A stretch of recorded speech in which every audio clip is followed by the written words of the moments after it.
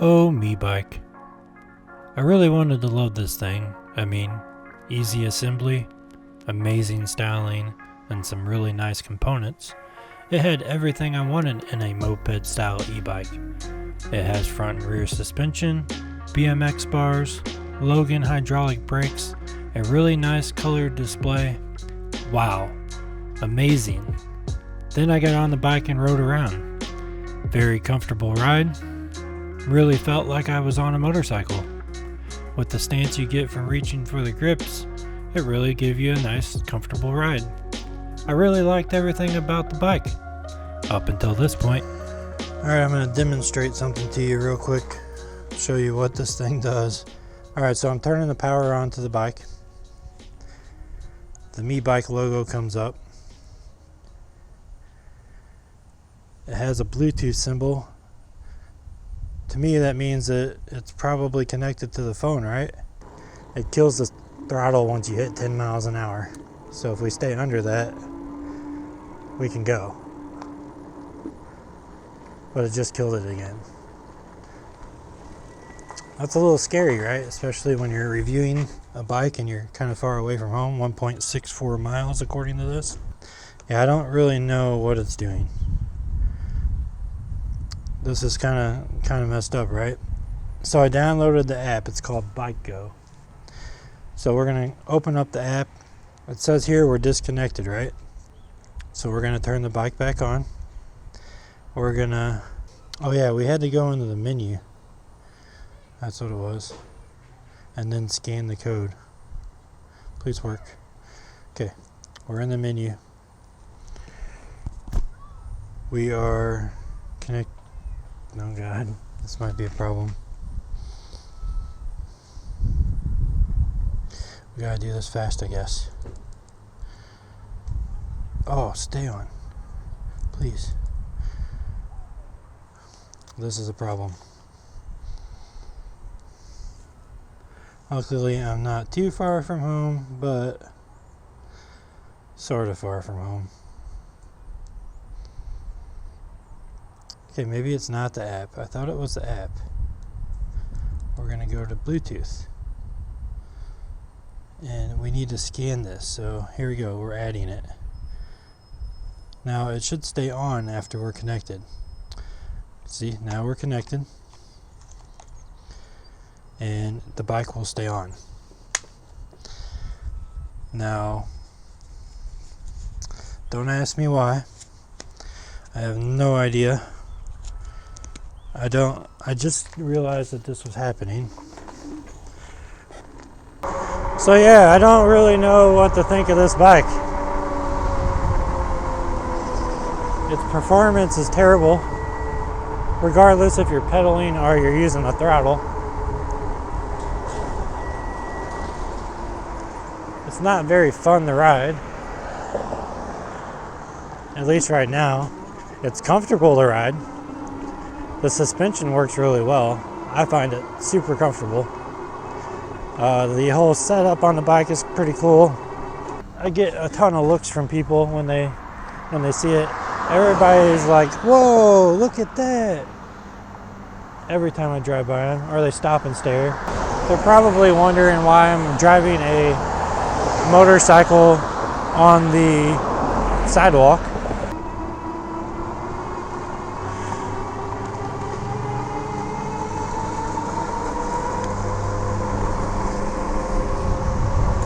It has really good brakes. The headlight's really cool. The suspension, everything component-wise, it's wonderful.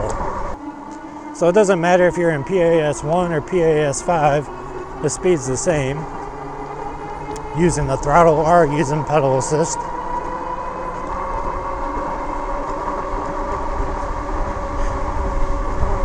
Most bikes I fly around this.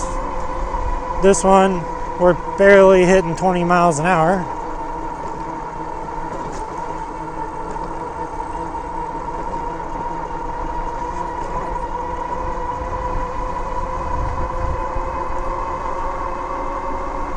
But this is about what a 750 watt peak motor performs like.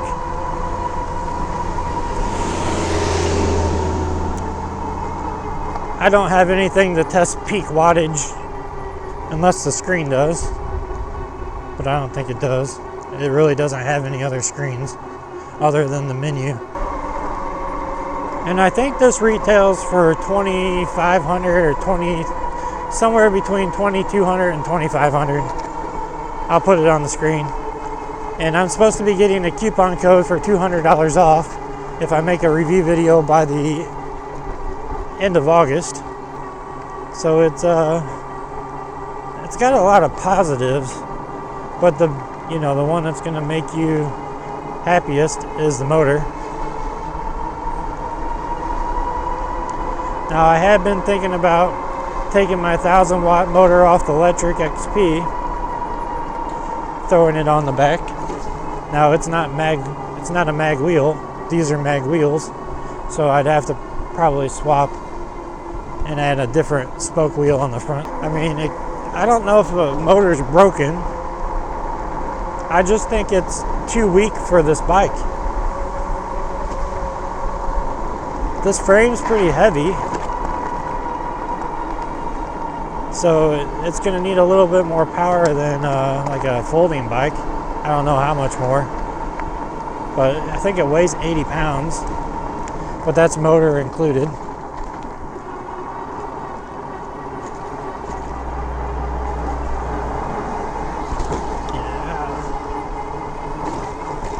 But you don't got to worry about bumps and stuff.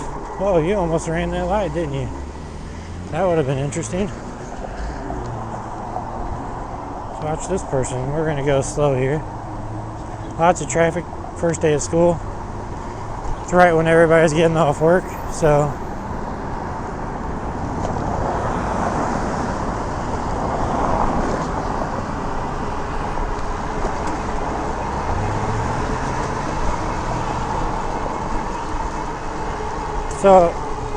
I do really want to modify this bike and throw a 3,000 watt motor on the back, turn it into a 72 volt bike,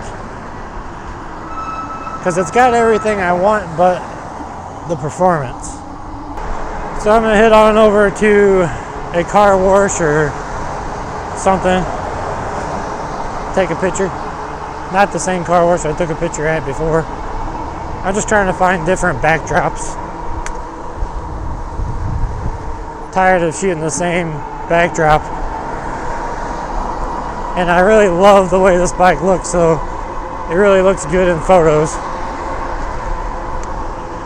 So what do you guys think? If they send me a new motor and everything, that's great. But if they don't, should I spend the money and add a 3,000 watt motor to it? I'm gonna have to figure out a place to put the battery, and I'm gonna have to mount it somewhere. It won't, I mean, I might be able to get one custom built to fit inside the battery that's already here. It wouldn't be very big though. I'd like it to be at least 40 amp hours if I did 72 volt. I've been thinking about combining two batteries together to make 72 volt 40 amp hour, because I can get the triangle batteries. Alright, here we are with the Meebike GALLOP. This is a 20 by 4 inch fat tire e-moped. Has a 750 watt rear hub motor. And as you saw at the beginning of the footage, there's some quirks. There's some issues.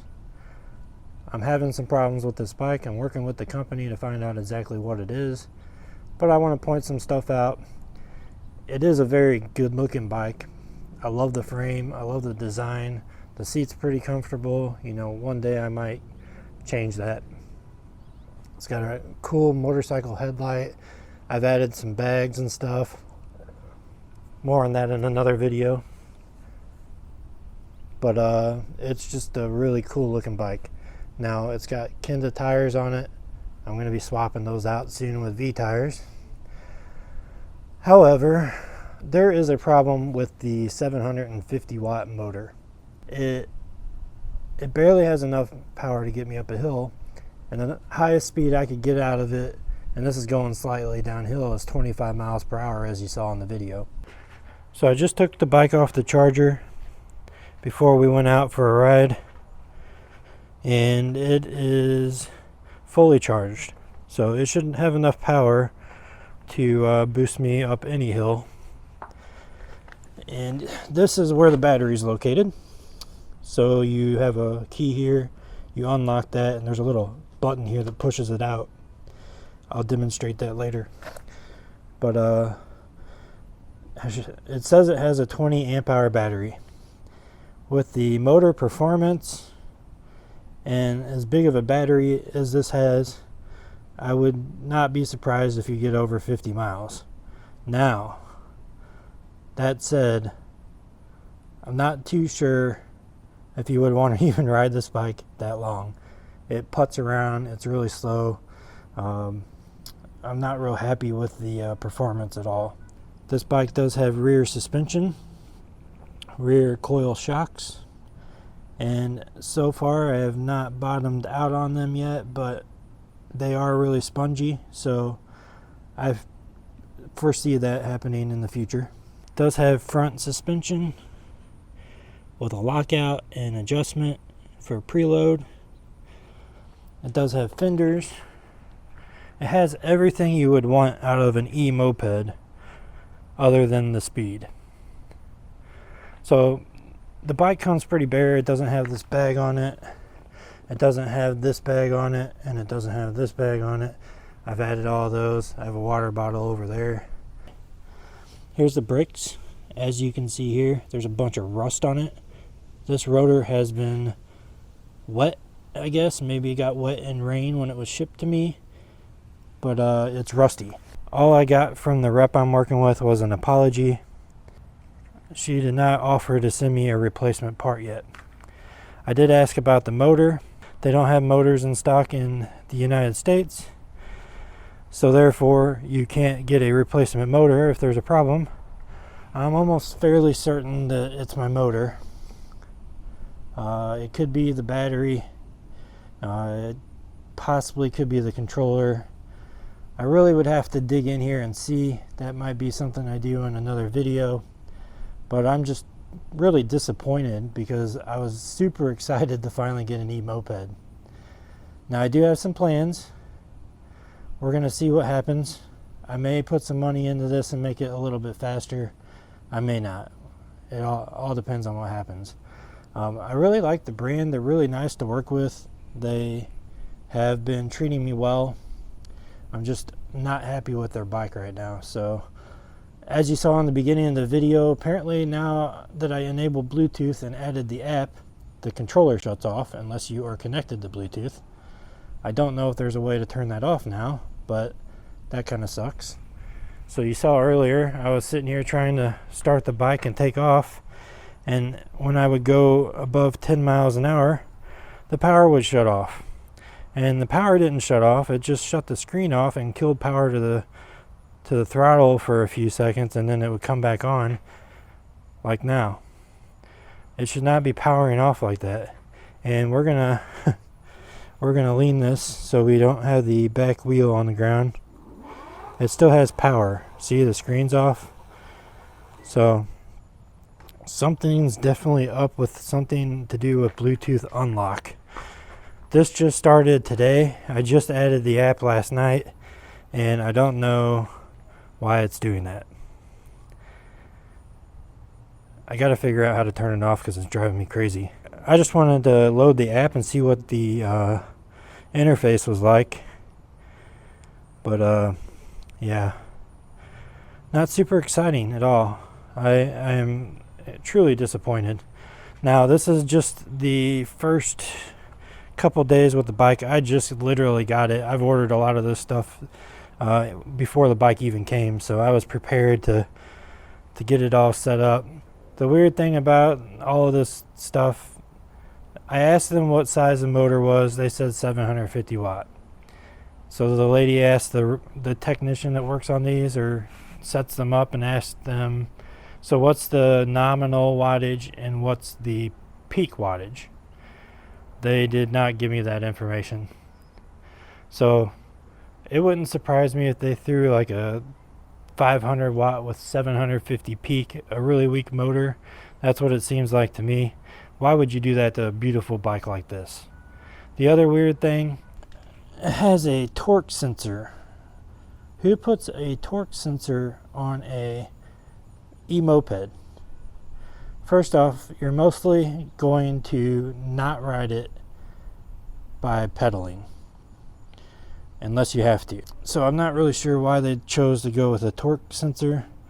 You have to really pedal hard. It doesn't have a lot of resistance, and it's just not comfortable. I'm really surprised that they didn't put in a cadence sensor on this bike. It would make more sense for them to do that. Now, some cool things about this, I might be able to get all of these decals off.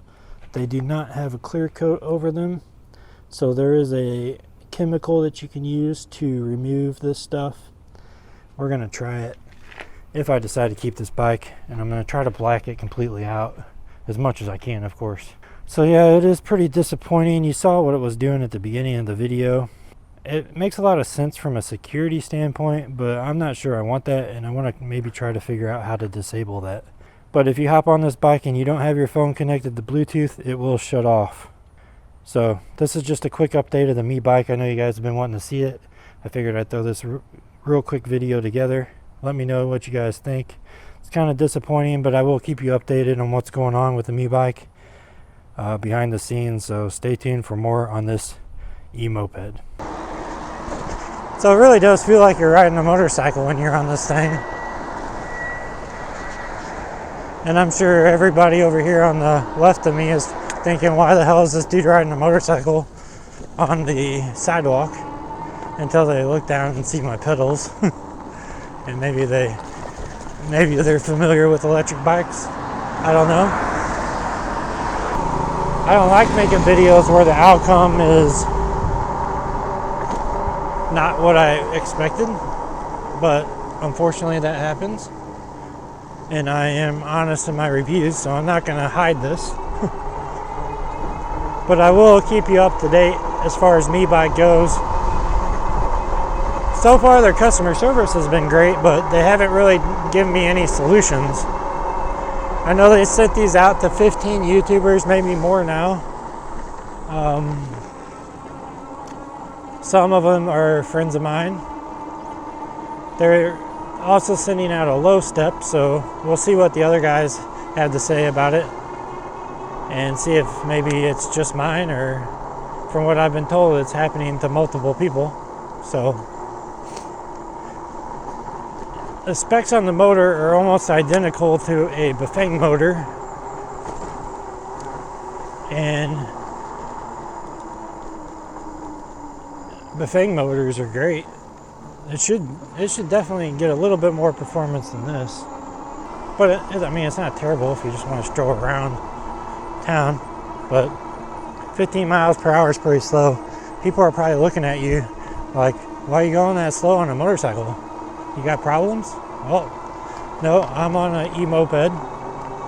Welcome to the future.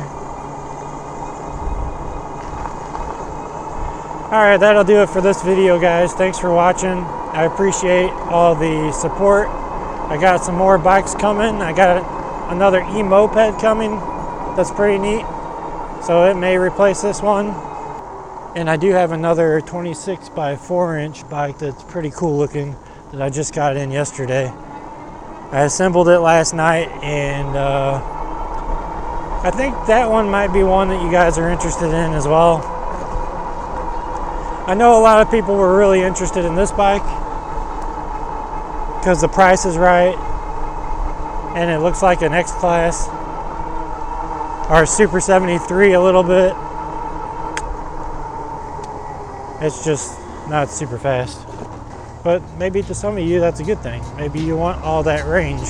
If you want me to do a range test on this bike, let me know. I'll make that one of my next videos, and we'll see how it does.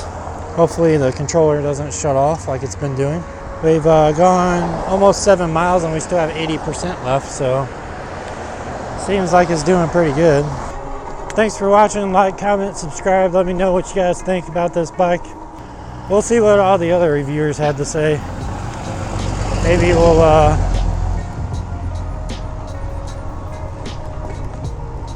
Maybe we'll get some better news from them.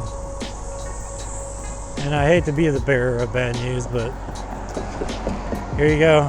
This is what you get. But I will give my final thoughts on this before it goes anywhere else, if I have to sell it.